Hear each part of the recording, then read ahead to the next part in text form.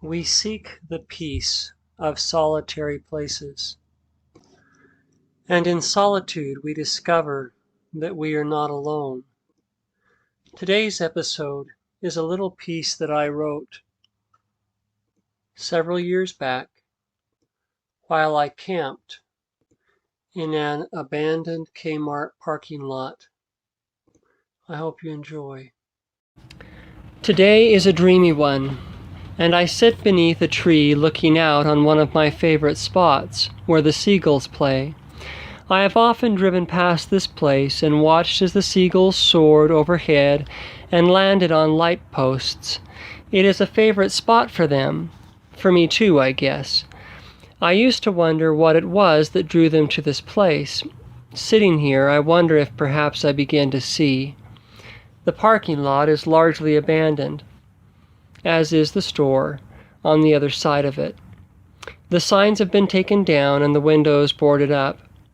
This place used to hum with activity for sure, but for a few decades it has been in decline.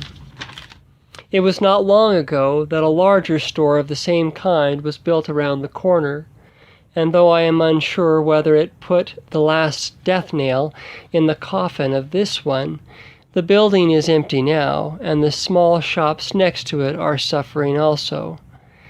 Yesterday, as I sat looking out on it with a new friend of mine, I declared that it is a strange thing to see a building boarded up that way. But after I said it, it seemed that I had misspoken. I stood looking at the building for a time and realized that strange was the wrong word. Instead, comfort was what I felt as I gazed at it.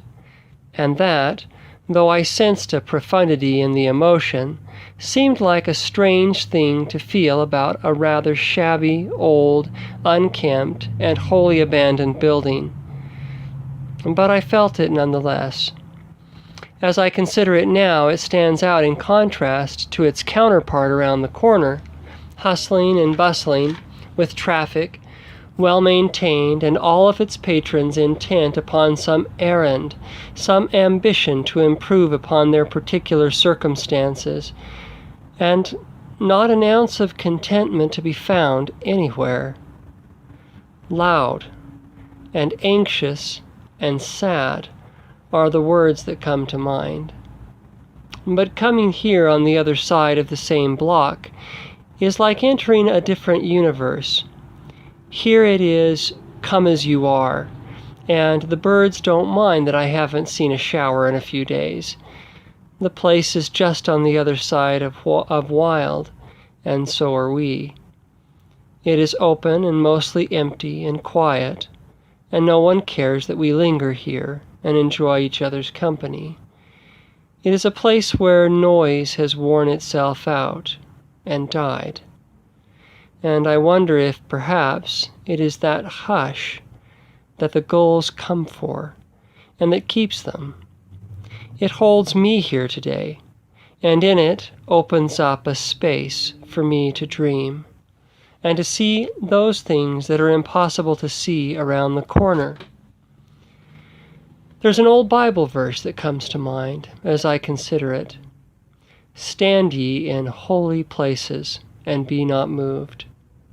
That seems to fit.